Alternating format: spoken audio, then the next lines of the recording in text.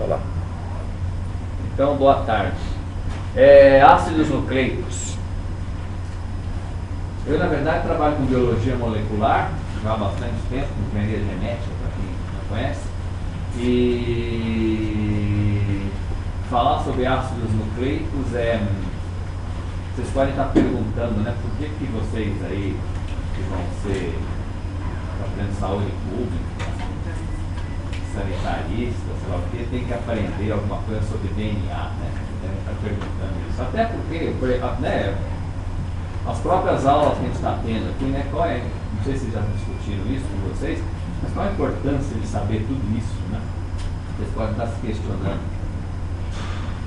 Na verdade, por exemplo, pelo menos em proteína, em ácido nucleico, em DNA, gene, genética, não vou ficar ensinando para vocês aqui os conceitos de genética, mas é importante a gente ter algumas noções de genes, de genética, para você entender grande parte dos diagnósticos, dos métodos diagnósticos que são usados hoje, em uma quantidade grande de patologia. E por que é isso? Se vocês vão ser sanitaristas ou vão trabalhar com saúde pública, eu não sei bem onde vocês vão atuar, mas dentro dessa preocupação, eu acho que é muito simplista você simplesmente dizer que o teste tal deu tanto e por conta disso nós vamos desenvolver uma campanha de vacinação, de controle, etc. e tal.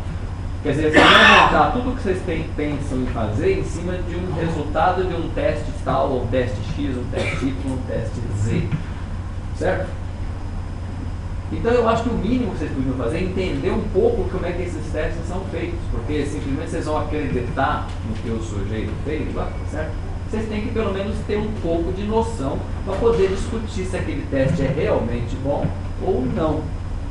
A gente aqui no Instituto de Medicina Tropical, uma das coisas que a gente faz bastante é desenvolver testes sorológicos, testes moleculares, para essas doenças infecto-contagiosas.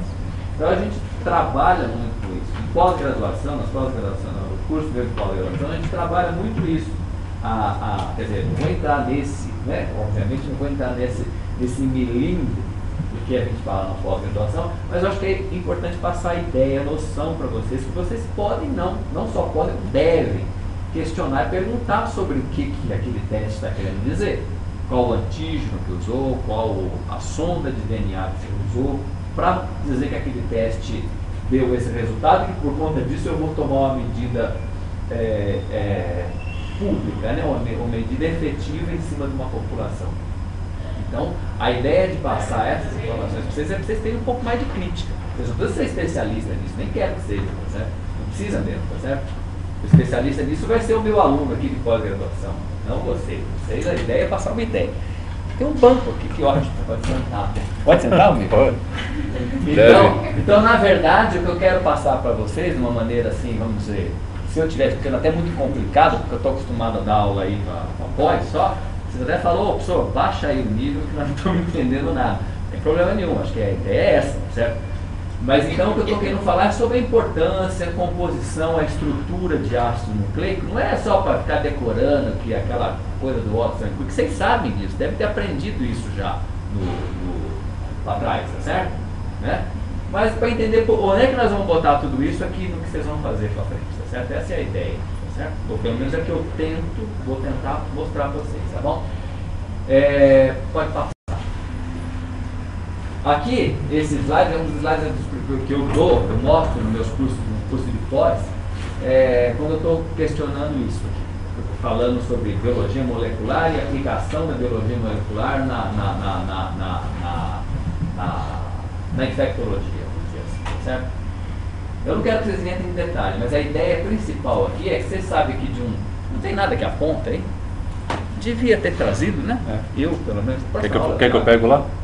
Um pointer, se tiver, beleza. Qualquer coisa eu mudo. Eu vou falando, eu vou enrolando eles aqui. Então, a ideia aqui, ó, que a gente mostra, é a partir. Vocês estudaram proteína agora há pouco, né? Viram que a proteína é uma coisa complexa, que tem enzima, aquela coisa toda, que tem um monte de ação. Beleza. Então, agora como é que monta uma proteína, que vocês também devem ter ideia, aprendido isso lá para trás, é a partir do gene. de gene. O gene tem lá código genético que a partir dos aminoácidos, blá, blá, blá, ele monta, a gente vai falar um pouco sobre isso para eles lembrarem, monta a proteína. Muito bom. Então o que a gente sabe hoje, através das técnicas de biologia molecular, que a gente faz aqui no laboratório, todo mundo faz isso aqui por aqui, é que você faz facilmente hoje, pelas técnicas que a gente chega de um gene numa proteína e uma proteína num gene, tá certo? Hoje o pessoal aqui vem fazendo isso, através das sequências de nucleotídeos ou das sequências de aminoácidos, vocês podem fazer esse caminho aqui do gene para cá, para a proteína, e de uma proteína para o gene. A importância que eu quero que vocês ponham mais na cabeça é que isso é possível graças à estabilidade do processo genômico. O gene é estável, né? A não ser que ele sofra alguma mutação, ele pode ter uma alteração e produzir uma proteína estranha. Essa proteína estranha pode fazer com que a pessoa tenha consequências sérias. Uma aí que vocês devem ter aprendido já sabe há muito tempo é aquela história da anemia falciforme. Todo mundo lembra disso. Vocês aprenderam isso no colégio. Devia ter aprendido pelo menos, né? Por conta de uma modificaçãozinha no gene, você vai ter uma proteína estranha, a proteína vai ser, porque se fosse uma proteína manca, né? Ela, por mais que ela não vai ter aquela atividade normal que ela teria. É atrapalhado, então não dá muito certo. Então uma pequena alteração do gene mudou a estabilidade do gene, passa a não ser estável e a proteína pode ser estranha.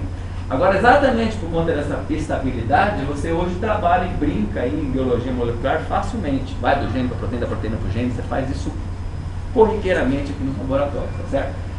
E essa estabilidade também, que a genética, os genes, essa característica de estabilidade dos genes, faz com que a gente consiga ter a hereditariedade. Né? Hereditariedade é, né, vocês devem saber também por que a gente é parecido.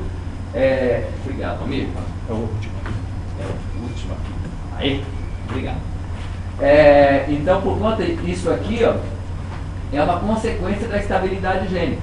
Por conta disso aqui, a gente tem aquilo que vocês sabem, sei lá, você aparece, a família tua te reconhece, é a cara do pai, a cara da mãe, a gente sabe que, né, tem as raças, então tem pessoa da África, tem pessoa da Europa, basicamente mantém aquele padrão, aquela estabilidade que a genética mantém. Muito bom. Para que eu estou falando de tudo isso? É que nós vamos chegar lá na frente, a ideia é explicar para vocês a importância da genética para a gente saber como é que a gente atua em diagnóstico molecular, genético, tá certo? Isso, é aí que eu vou chegar lá, tá certo? Então eu vou ficar falando, mostrar como é que desenvolveu-se todo esse raciocínio para pesquisar, para entender a estabilidade e a hereditariedade genética.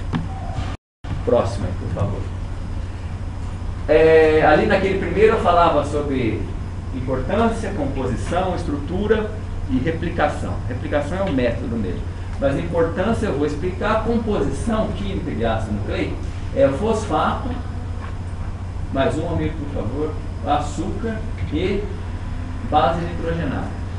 Então, ao contrário de uma proteína, que vocês devem ter visto aí, que tem, né, uma possibilidade de conformacional enorme, né, uma coisa muito estruturada, muito complexa, assim, do ponto de vista estrutural, o ácido nucleico é feito só dessas três coisas. Quer dizer, vocês podem achar que é complexo numa primeira fase, mas se vocês comparar com uma proteína, é muito simples essa molécula de ácido nucleico, de DNA.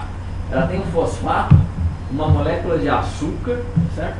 E uma base nitrogenada. Quimicamente, o próximo, se olhar, na verdade você pode ficar assustado, vocês talvez não entendam nada de bioquímica, mas isso aqui é extremamente simples, é só fósforo com oxigênio, um açúcar, uma pentose com 5 carbonos, essa pentose chama ribose. Quando ela é desoxidada, quando você tira aqui o oxigênio dessa hidroxila, ela vira uma desoxirribose, porque ela foi desoxidada, tá certo? É só isso. E base nitrogenada. Base nitrogenada é um pouquinho mais estruturada, tá certo? Mas não é só isso, certo? A variação maior nós temos aqui nas bases nitrogenadas. Vocês sabem muito bem, não precisa ficar isso, vocês devem lembrar, né?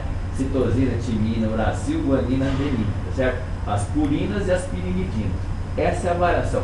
Todo o DNA, toda a informação, toda a estabilidade, toda a hereditariedade, toda a informação gênica, tudo que uma proteína que é uma coisa extremamente complexa, precisa, é codificada só por essas coisas aqui. Isso aqui é igual, não muda, muda só, vocês já estão sabendo, né? Já estão vendo o RNA e o DNA, e o que muda mesmo são essas 4 coisinhas.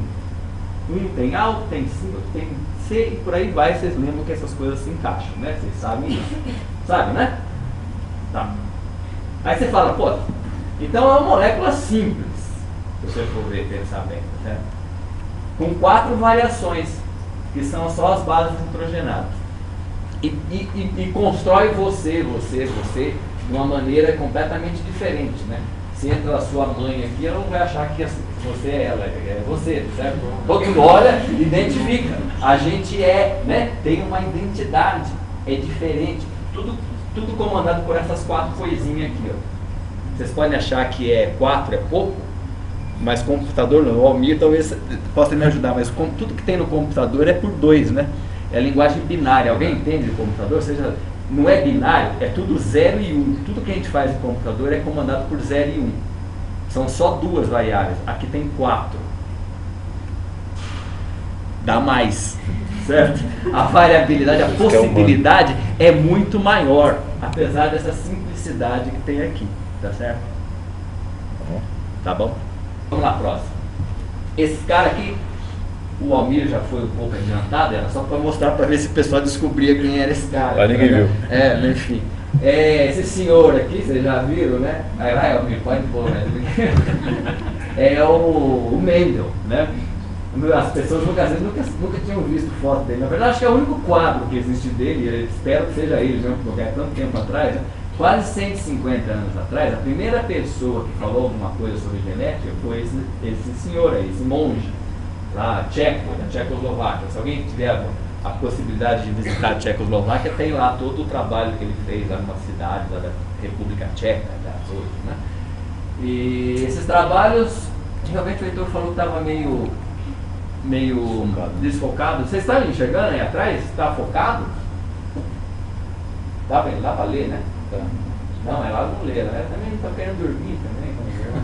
Mas dá para ler, Ler dá. Não dá pra ver, mas eu enxergo. Mas tá esquisito, viu? Eu tô achando que depois a gente precisa Tem que ajustar, ver o que está acontecendo. Bom, enfim, eu falo, então os fatores hereditários, por exemplo, fator, ele falou que alguma coisa tinha que fazia a hereditariedade. Isso há 150 anos atrás. Ele falou isso, todo mundo olhou, por sorte ele fez uma tese, escreveu, publicou lá na universidade lá da cidade, que eu esqueci o nome. Isso aí ficou guardado e ninguém mais ligou. Foi esse padre louco, maluco, ninguém deu a menor bola para ele, certo? Naquela época, e ficou por isso mesmo. Foi desprezado totalmente. Opa. Próximo. Daí, né? Mas as pessoas já vinham discutindo, né? Quer dizer, naquela época, essa época de 1800, 1850, começo do século XX, né? 1900 e pouco, as pessoas descobriam, era uma época de descobrimento, todo mundo queria saber tudo. Se vocês pegarem, eu estou lendo um livro, por curiosidade, chama assim, Os 10 Experimentos Mais Belos da Ciência. Se você olhar aqui, tem umas coisas interessantes nesse livro. Ele fala, mas é muito livro relacionado à física, de experiências de física, matemática, de engenharia, né? Mas é onde as pessoas queriam entender eletricidade, queriam entender por que caía raio, dava choque. Ninguém sabia nada, certo? Então nessa época é uma época assim de iluminismo total. As pessoas estavam querendo descobrir tudo. Então tudo era a descoberta, tudo era por que esquentava, por que esfriava, as coisas. Eles não sabiam. É curioso ler esse livro porque dá essa ideia de como é que a ciência foi iniciada, tá certo? Então essa época do final do século XIX, início do século XX, ela também tem muito a ver com, assim, apesar desse livro estar mais focado com as coisas de engenharia e de eletrônica, assim, enfim, um pouco menos que a nossa área, mas também na nossa área médica tinha bastante. Então o pessoal descobria, queria, né, pegava uma planta, queria saber o que tinha dentro da planta, pegava lá um animal, dissecava o animal, o pessoal não sabia como fazia, como é que tinha circulação sanguínea. Tem super interessante esses vídeos, para época do descobrimento. Então o pessoal também estava, nessa mesma época, um monte de trabalho com ácido nucleico. Quer dizer, o sujeito pegava qualquer ser vivo, né, desmembrava para saber as composições químicas e todos tinham ácido nucleico. Ele falava, que diabo de ácido nucleico é isso? Para que serve essa porcaria de molécula que não tem quase nada, mas todos têm.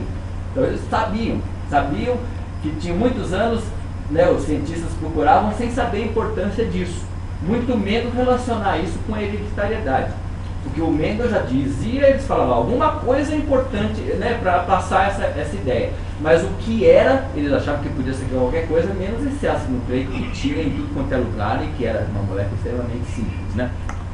Aí aqui tem um texto grandão, que é mais ou menos isso que eu falei, tá certo? Sabiam que moléculas especiais, alguma coisa devia ter informação genética, porém só na década de 30, 1930, é que começou a ter os primeiros experimentos moleculares que começaram a mostrar que realmente alguma coisa nas células vivas tinha alguma relação com o que o Mendel falou em 1860, ou seja, algum fator hereditário existia.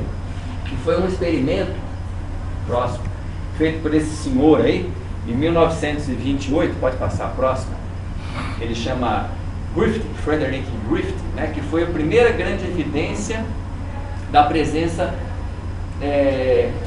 de um fator, eu diria de um fator hereditário, e não só do DNA, que ele desenvolveu mostrando um fenômeno de transformação. Vocês também já devem ter estudado isso para trás.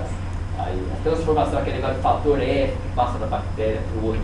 Mas é interessante ver como é que o experimento foi feito. Vou mostrar até de duas maneiras. Então aqui só um segundinho aí. Então o que eles queriam saber nessa época, eles começaram a especular que tipo de molécula podia conter aquela estabilidade né, que a genética exige para você permitir as bases da hereditariedade. Todo mundo queria saber o que era isso naquela época, né? Aquela curiosidade de tentar descobrir o que era isso. Que molécula que pode ser tão estável ao ponto de passar as características de uma família, de uma planta, de um animal para a prole.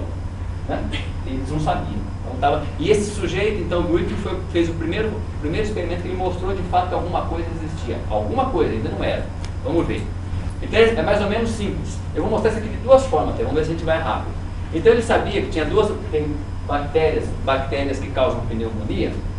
Ele percebeu, ele sabia que tinha dois tipos de bactéria. Uma bactéria que era lisa, cepa S, né, de smooth em inglês, que tinha superfície lisa, ele via no microscópio, e a outra que tinha superfície rugosa, rough em inglês, tá certo? Ele olhava no microscópio. Quando ele pegava essas bactérias e inoculava no camundongo, o camundongo morria. Quando e as duas são pneumococos que davam pneumonia, né? que responsável pela pneumonia. Quando ele inoculava esses mesmos pneumococos com a superfície rugosa, ele inoculava no camundongo não acontecia nada. Daí ele pegou essas mesmas células que matou o camundongo, colocou no fogo, cozinhou, a princípio matou todas as células, certo? As células ficaram mortas. Então, botou no camundongo, o camundongo não morreu como a gente esperava, tá certo? Exatamente isso que devia acontecer. Porém, curiosamente, se ele pegou essa cultura, que é essa solução, contendo as bactérias mortas, que não eram infectantes. Ele colocou essas bactérias que não eram infectantes juntas, misturou essa aqui viva com essa aqui morta. Colocou no camundongo, o camundongo morreu. Aí todo mundo, eita, tem uma coisa errada aí, tá certo? Repetiu isso, dava sempre a mesma coisa. Mais curioso ainda, quer dizer, mostra, se ele pegava esse camundongo aqui e tirava o sangue desse camundongo, ele achava essa bactéria viva. E não só viva, que se ele pegasse essas bactérias vivas e inoculasse no camundongo, mais uma, inoculasse no camundongo, o camundongo morria. Caramba. Quer ver? Eu vou mostrar o mesmo experimento de novo. Clica aqui, ó. Aqui tem um link na internet que mostra. O controle aqui, você poderia dizer que os outros experimentos dele eram um controle, né? Quer dizer, você coloca a enzima aqui que quebra o lipídio e coloca, né? E ele continua atuando. O próprio experimento era controle de si mesmo, né? Nesse caso aqui. Mas você tem razão. Hoje a coisa é muito mais aprimorada, né? Com tudo, né? Até a própria que a gente brincou aqui, né? que a gente brincou aqui com a história dos cuidados da seringa, de colocar 2 seringas, o jeito trágico da cientista, né? A gente já colocou daquela maneira, hoje a gente acha até engraçado a pessoa trabalhar daquele jeito, descabelado, com a eventual tem os controles e a rigidez científica hoje, 2000, 2010, né? 2013, estamos já há 13 anos na mudança de século, né? São muito mais rigorosos, né? Sem dúvida. Mas você tem que dar um desconto, porque você está trabalhando 100 anos atrás, tá certo? Legal a apresentação dele. Agora tem que passar um monte de xizinho, né? Alguém. Aqui tem muita letra, né? O que eu falei? Que como toda informação genética do homem, é isso. Aí as pessoas ficavam relutantes, né? Como é que toda informação podia passar dentro daquela molécula simples? As pessoas não tinham essa dimensão que a gente tem hoje de informática, que o Rogério falou, que entende aquela história de ser binário, quaternário, né? Ninguém conseguia entender isso. E como é que o DNA ou material genético teria habilidade para codificar e duplicar e passar para a célula filha, e passar a informação para a célula filha, e a célula filha responder da mesma maneira que a molécula, que a mãe, né? Isso para eles era impraticável. Como é que podia acontecer isso dentro da história? Pensa lá, hoje a gente sabe como é que a estrutura é relativamente fácil depois que você pensou. Mas você imagina você não ter a noção disso, ter que tentar descobrir como é que era isso, né? Então passa lá. Até que apareceu, como vocês já estão vendo aqui, o tal do Watson e Crick. Eu vou contar a historinha deles. Eu tive o privilégio de assistir um seminário com o nosso amigo aqui, James Watson, lá nos Estados Unidos. Ele está vivo ainda, né? Há 20 anos atrás, quando eu estava nos Estados Unidos, eu assisti. Ele já era um velhinho naquela época, quase chega junto assim, com as pessoas. Eu assisti um seminário dele maravilhoso. Mas está vivo ainda, né? Quer dizer, ele se era velhinho naquela época, como ele deve estar hoje, né? Ele deve estar, tem que andar só de cadeira de roda, mas está vivo. Os outros já morreram, o Crick já morreu, e o Wilkes, que vocês nunca ouviram falar, provavelmente, também já morreu. Morreu em 2004, os dois morreram em 2004. Então, essa descoberta do DNA era realmente, né, acabaram se convencendo, apesar de não ter tanto controle como você colocou, mas acabaram se convencendo que realmente o DNA era um material hereditário. Vários pesquisadores começaram a trabalhar, então, entender como é que aquela moléculazinha vagabunda, vamos dizer assim, era capaz de passar tanta informação e ser tão importante assim para o organismo vivo, né? E falar, mas que estrutura, que coisa, né? Como é que ela deve estar estruturada para permitir essa complexidade de ação numa molécula tão simples? O Watson e Crick então chegaram a esses resultados em 1953, depois de muita pesquisa, muito trabalho. O Watson era muito danadinho, né? Baseado em 2 trabalhos clássicos. Ele, na verdade, era um cara inteligente para burro, né? Mas ele trabalhava pouco, vocês vão ver, na verdade, né? O cara ganhou o prêmio Nobel, inclusive esses caras que ganham fazem muito estardalhaço, é isso. Eu vou contar a história, olha que bonitinho. Ele, na verdade, se baseou num trabalho empírico, conduzido por Chargaff, certo? Empírico, vocês sabem o que é. Né? Experimental. O cara vai lá, tira, olha, pega, tira, olha, pega, tira, olha, né?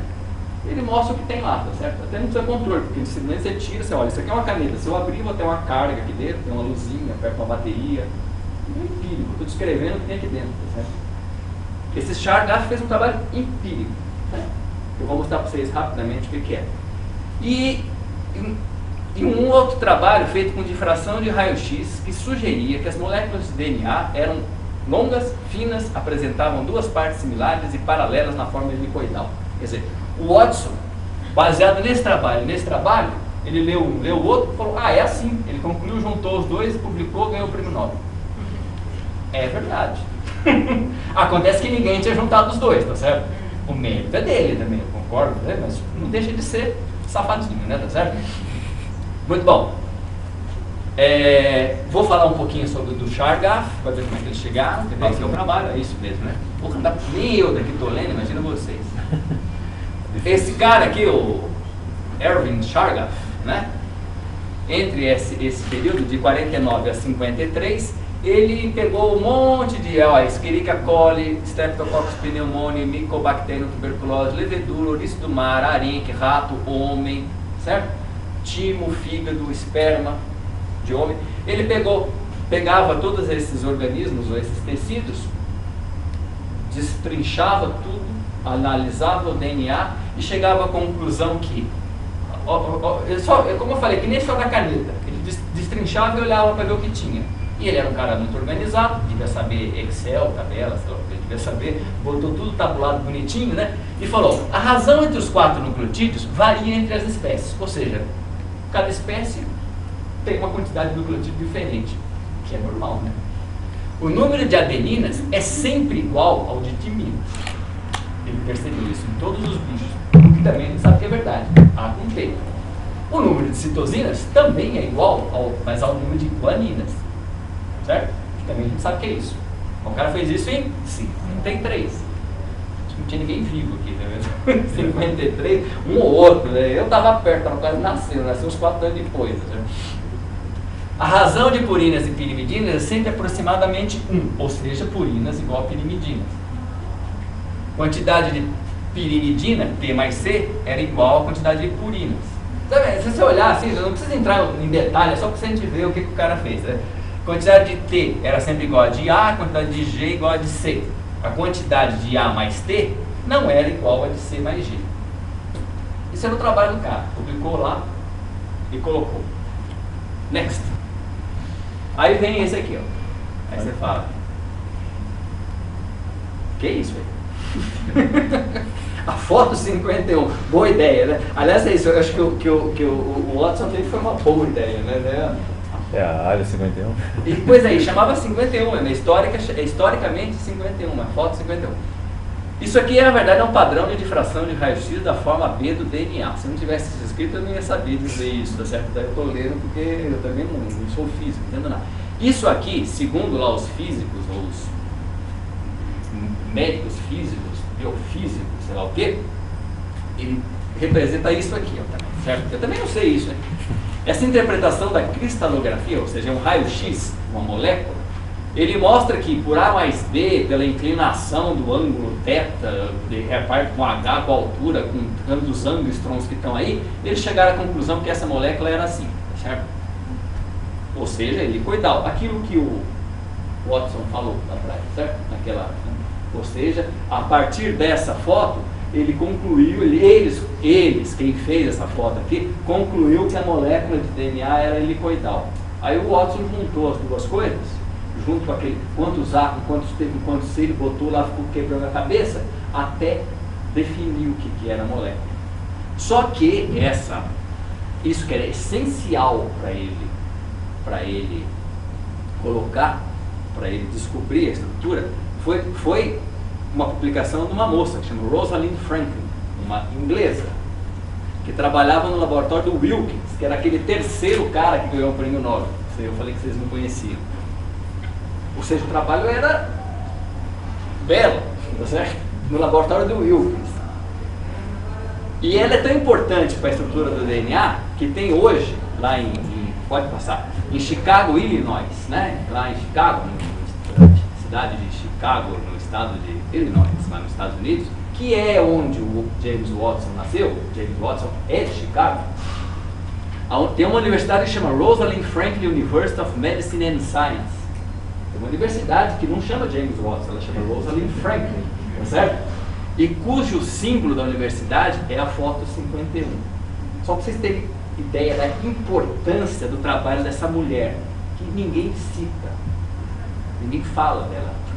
Você sabia dela? Ninguém sabe dela, tá certo? Coitado, tá certo? Como o mundo é machista, né? Você podia falar assim, né?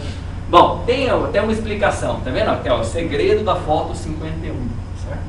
É um site, se vocês quiserem, vocês pegam o site aqui e lê, vocês vão ler a respeito mais dela, se tiverem curiosidade. Passa aí, ainda tem um pouquinho. Esse aqui é o trabalho, que pena que não dá para vocês lerem, é o trabalho do James Watson, que ele publicou na Nature em 1953, que tem uma página. Ó, começa aqui na página 7, pena que tá. É 7, nem eu li daqui. Eu tenho aqui, se vocês quiserem, eu mostro para vocês aqui, se alguém quiser ver. Deixa eu ver, nem eu consigo enxergar. 737. 737 e aqui é 738. O trabalho começa aqui, tem aqui a estrutura e acaba aqui, ó. Então tá aqui, Watson e Crick. E a referência ao trabalho do Chargaff. Tá aí. Na sequência, na mesma página, tem um trabalho do Wilkins, que fala sobre difração de raio-x, que é aquele terceiro cara que ganhou o prêmio Nobel. Passa.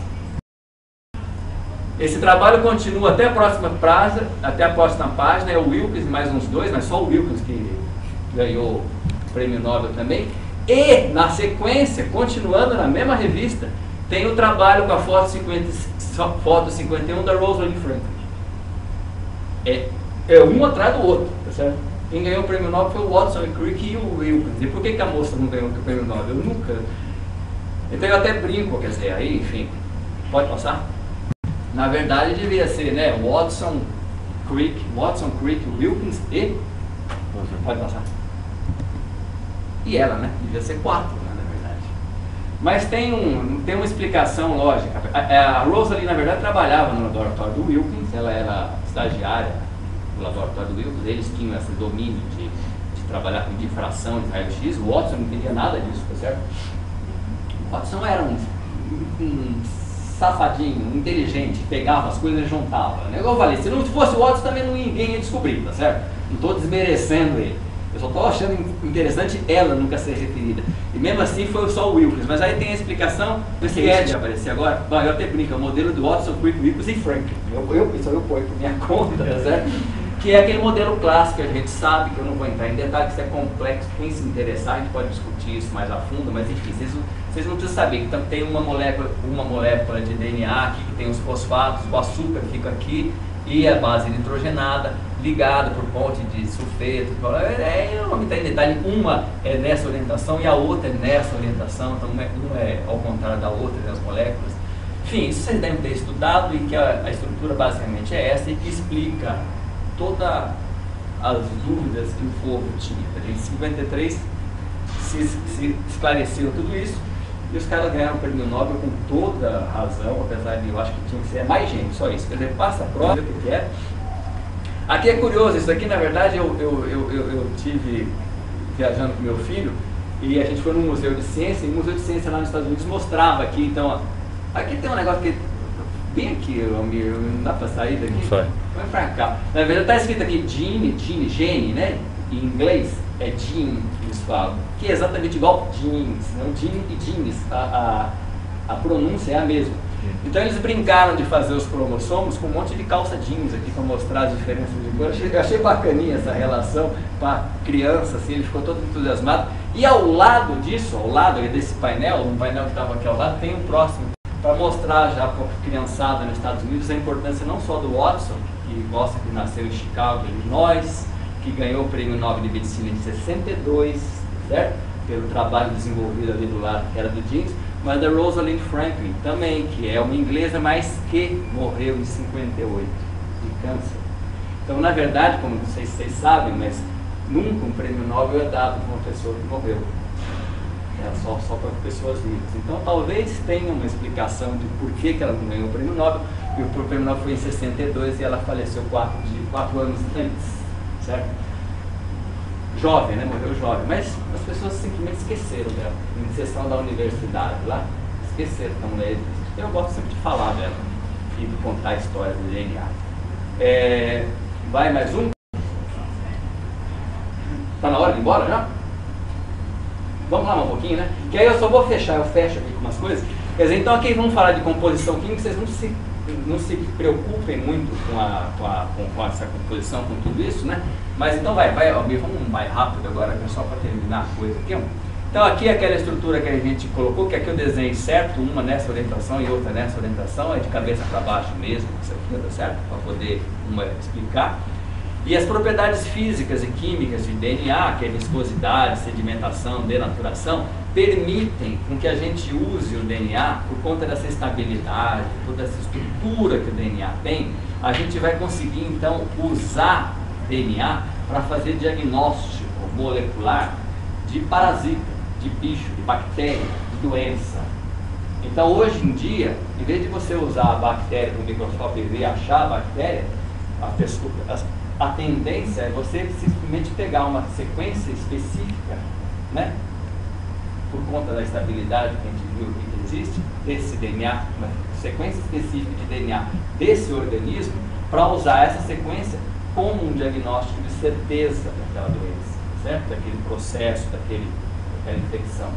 Então o pessoal usa muito baseada nas propriedades físicas e químicas do DNA e baseada na estrutura que o DNA permite, que foi escrita por Watson e Crick, toda essa turma que a gente viu, a gente usar tudo isso como diagnóstico, para usar para diagnóstico, para a gente poder ter um resultado do que está acontecendo num processo, numa comunidade, numa cidade, numa população, certo? Então aqui só para mostrar também, vocês não precisam entrar em detalhe, mas é importante saber que o DNA permite, à medida que você aumenta a temperatura da solução de uma fita de DNA como essa, que eu representei aqui, ela vai se descolando, certo? Você aumenta a temperatura, ela cada vez abre mais, separa, chega a separar uma da outra, às vezes ela forma essas estruturas secundárias, mas se você aumenta a temperatura para 90, ela abre inteirinha, certo? Fica escancarada. Isso permite que você venha com sequências pequenas de DNA específicas do organismo que você quer identificar e ligue no DNA se o DNA for daquele organismo que você está pensando. Então, você está querendo fazer um diagnóstico de doença de Chagas. Você precisa saber se tem tripanosoma cruzi dentro do sangue da pessoa. Você pega uma amostra do sangue da pessoa, trata desse jeito e coloca um pequeno pedaço de uma sequência específica de DNA que a gente já avaliou. Por conta da estabilidade, ela não vai ligar no DNA do hospedeiro, vai ligar no DNA do tripanosoma cruzi. E aí a gente faz um processo de amplificação e você determina e faz o diagnóstico. Vou ver se eu consigo mostrar isso aí ainda para vocês. Isso é por conta de hibridização. Aqui são conceitos básicos, que é replicação, transcrição e tradução. Eu falo mais disso na aula que vem. Passa. A replicação do DNA, também posso falar com mais detalhe disso, mas só para mostrar o PCR. Pode passar aí, amigo. Isso aqui é muito detalhe, eu falo para vocês na aula que vem, tá bom? Só mostrar os videozinhos. O processo que eu falei para vocês de diagnóstico, eu entro com mais detalhe nisso na aula que vem, que é o que a gente chama de PCR, reação da polimerase em cadeia, em inglês, né? Polymerase Chain Reaction, é PCR, certo? Foi descrito por esse rapazinho aqui, que é um safado. Esse cara é um safado, né? Ele ganhou o prêmio Nobel e falou que ia gastar o dinheiro, todo o prêmio Nobel dele, perguntaram, né? Mulher e cerveja. Ele falou assim mesmo, você pensa, o discurso que ele fez foi, combina com essa cara, né? Ele ganhou o prêmio Nobel, certo? O prêmio Nobel em 93, tá certo?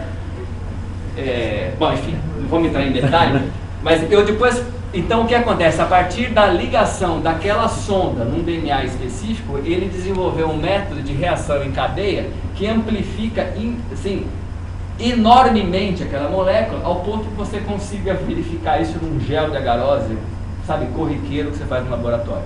Então a partir de uma molécula, você faz ela virar 700, aí você vê. Como é que ele faz isso? Vamos ver um videozinho. Tem 2 videozinhos aqui e a gente acaba a aula, tá bom? Depois até eu volto na aula que vem, eu volto um pouco a isso para a gente continuar com mais estrutura. Não é nesse não. Aqui, isso. Calma. Aqui é um, você dá, depois você sabe, né, amigo? Para não ficar esse monte de propaganda aqui, que as pessoas não sabem do Mário, aqui, ó. Que não vai ter som, comprar um né? casaco ali. Às vezes entra propaganda aqui em algum lugar, compra um apartamento tal. Ontem eu cliquei isso, o cara falou assim, você não tem um Honda ainda? Eu falei, não, eu não estou vendo Honda, não quero.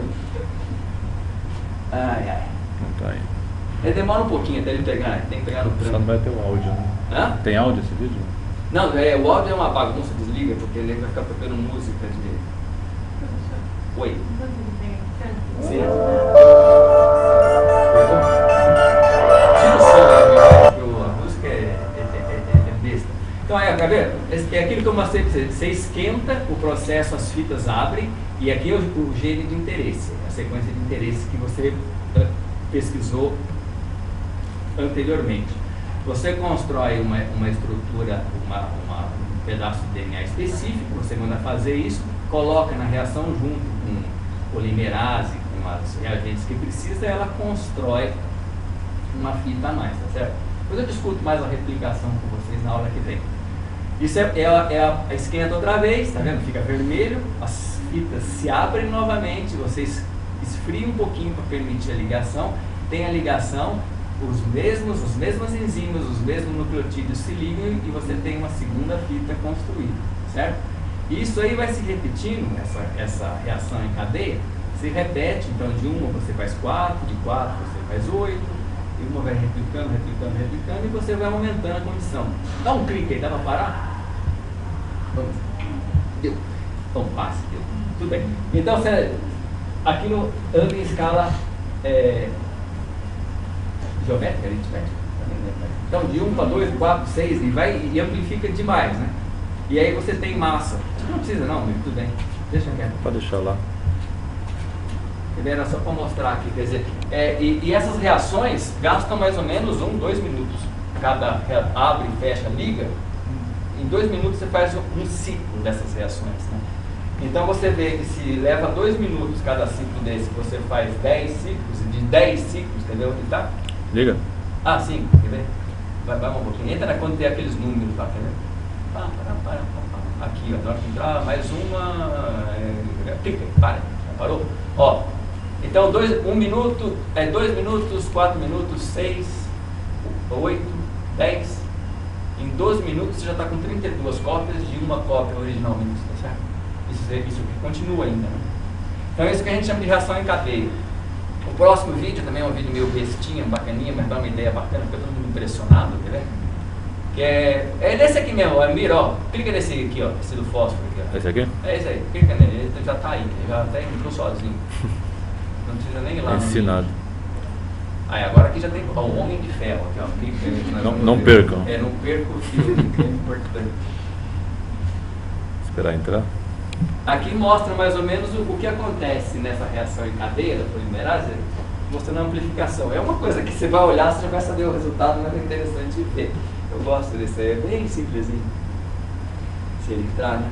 Você ia fazer uma pergunta para aproveitar. Eu queria saber sobre a captura da proteína da falou. Queria saber se dá para abrir ela e saber qual a procedência, se é criado, se é natural. Essa intriga as pessoas, né? Porque você já está entrando na exceção, porque a princípio, vamos dizer, 99,9% das coisas vem do gene da proteína, que ela parece que não tem muito isso. As pessoas não sabem descrever o que é isso. É uma coisa estranha. Não é? Porque o pessoal fala que a proteína vira proteína. Isso é totalmente fora da ideia da... Tem lá umas teorias, né? Mas é muita exceção.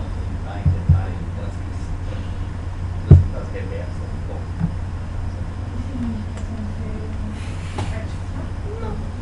A internet aqui tá Meu devagar. pau é o Palmeiras? Não, está chamando. Aí, começou.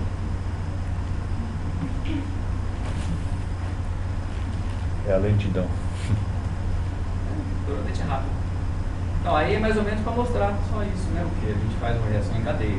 Tá lembrando? Você liga já sabe o que vai acontecer. Bom para incendiário. Você já sabe. A partir do ponto que você desencadeia, isso é um processo de amplificação gênica que a gente faz para fazer um diagnóstico molecular de qualquer organismo vivo, certo? A partir do ponto que você tem uma sequência específica, você pode fazer isso, certo? O problema todo é achar a sequência específica. Por isso que a gente faz pesquisa aqui no laboratório que a gente vive tentando achar um iniciador que seja específico e que dê uma sensibilidade boa para o teste diagnóstico que a gente vai querer usar. Porque a partir do ponto que você acha, você liga lá o fósforo, o negócio é...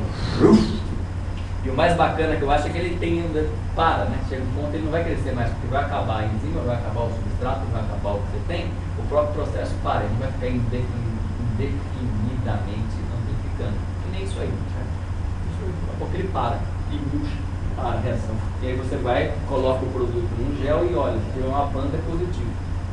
E como que se dá, assim, no tratamento do laboratório, o processo de validação do padrão, assim, acima da... Você está preocupado com os controles?